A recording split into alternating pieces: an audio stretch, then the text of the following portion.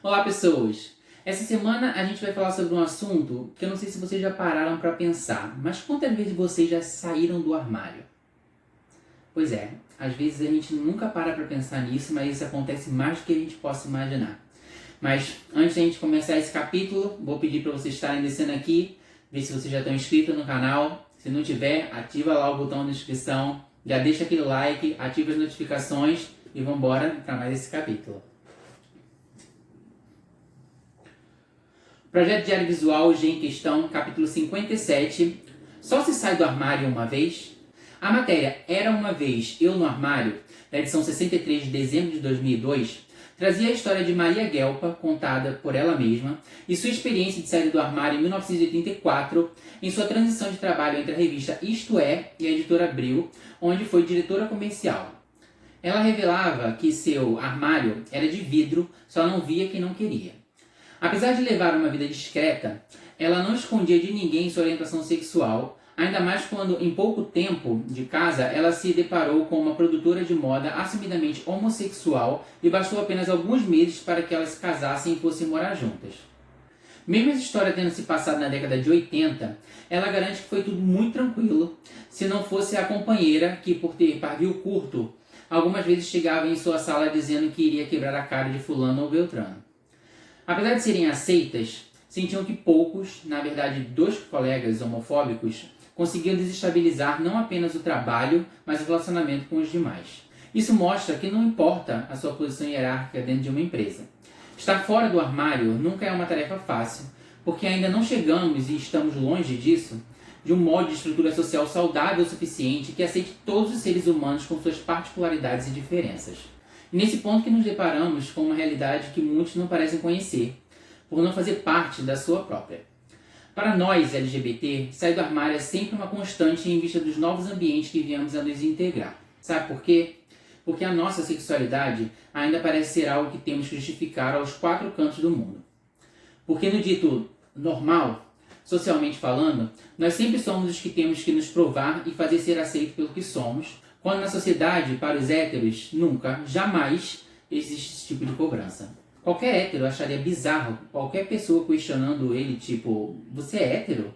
Então, quando nos deparamos com a existência dessas discrepâncias de tratamento, fica claro que a nossa saída do armário, enquanto a sociedade não nos normatiza, vai ser para sempre. E agora a pergunta do Rafa. Você já teve problemas no âmbito profissional por ser homossexual? Já.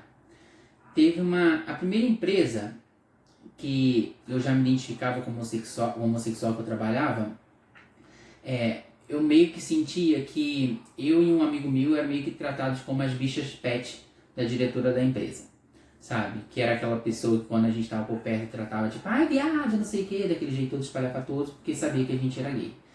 E eu era responsável por um setor nessa época, e a empresa que eu trabalhava tinha muito trabalhador operário. E eles se sentiam muito intimidados por mim, porque eu nunca fui de dar muita abertura, eu era muito sério, muito rígido. Muitas vezes as pessoas entravam no meu setor e entregavam as OS e os trabalhos para outra pessoa que trabalhava comigo, mas não entregavam para mim. Mas nas costas eles faziam chacota da minha pessoa, porque eu sei que eu andava rebolando, quando eu ando rápido eu dou uma rebolada, e tipo, de vez em quando dava uma pinta ou outra, a forma que eu falo fino. E todo mundo via como eu lidava com a diretora da empresa, que ela era minha amiga na época. E começaram a fazer, tinha um menino que ele tinha algum tipo de deficiência, e ele trabalhava lá na empresa, e todos os outros operários ficavam instigando a ele para falar alguma coisa para mim. Até que um dia ele subiu, foi até meu setor, falou alguns xingamentos homofóbicos para mim, e eu fui direto falar com a diretora, porque eu sabia que não partiria dele fazer isso, porque ele não tinha meio que capacidade mental para isso, sabia que estava sendo instigado por outras pessoas, e isso acabou levando a empresa a chamar a atenção de bastante gente lá dentro.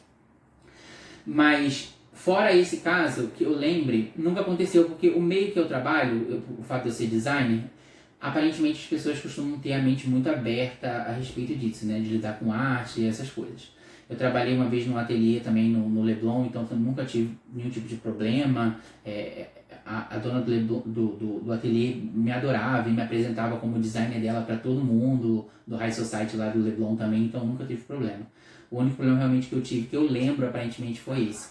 Só que essa questão de você sair do armário é uma coisa que acontece porque qualquer lugar que você vá trabalhar, existe já aquele buchiche de ficar conversando um canto no outro. Nesse ateliê tinham meninas que davam em cima de mim e me chamavam, tipo, olha lá, vai passando o modelo Calvin Klein, o pessoal não tem muita noção, né?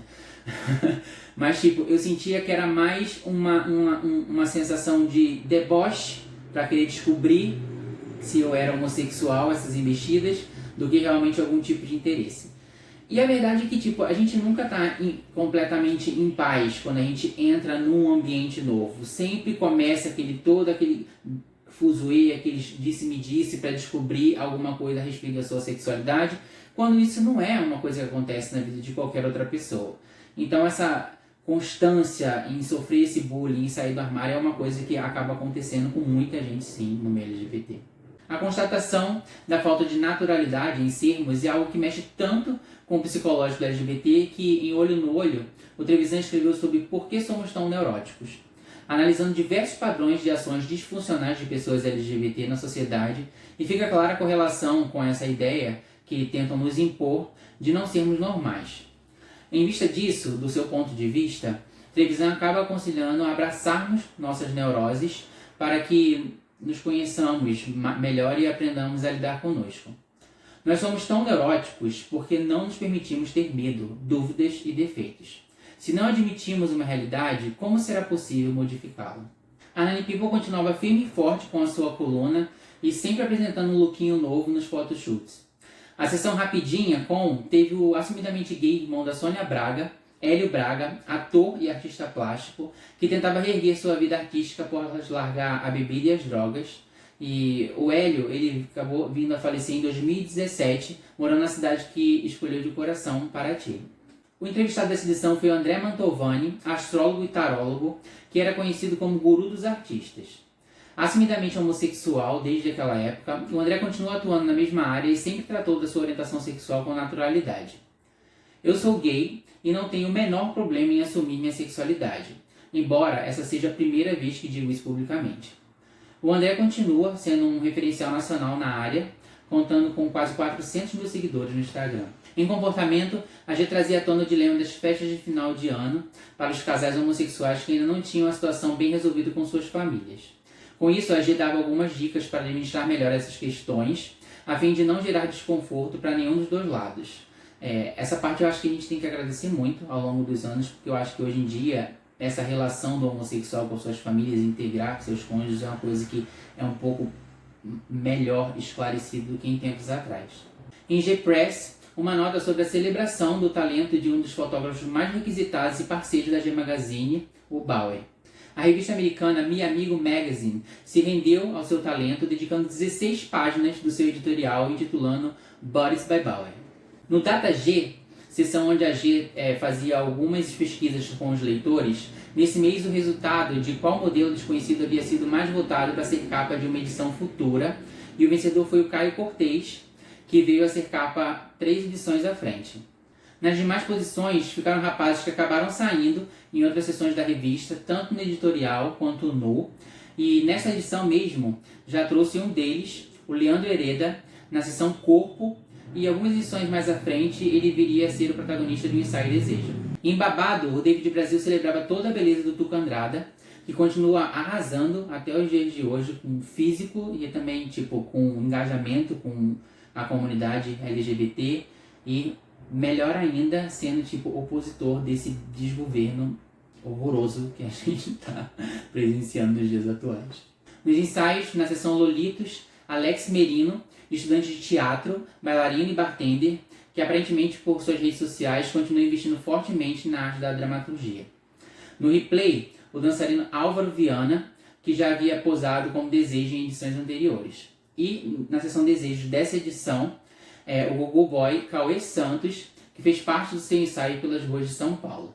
Já no ensaio de capa, o irmão mais velho do modelo Tadeu Fracari, o Thales Fracari. Ele não era modelo, não trabalhava com entretenimento e aparentemente deve ter chegado a ele através do próprio irmão, porque ele é apenas um empresário e parece continuar assim até os dias de hoje. E assim a gente termina mais esse capítulo. Hoje o finalzinho do vídeo vai ser básico e rápido. Vocês conseguem me dizer quantas vezes ao longo da vida de vocês já saíram do armário? Ou isso é uma coisa da minha cabeça? Responde aqui embaixo para eu saber. E antes de ir embora, não esquece de passar aqui, se inscrever no canal, deixar aquele like, ativar as notificações. Meu Instagram está aqui embaixo. Comenta bastante, compartilha o vídeo. A gente se vê semana que vem. Até já já.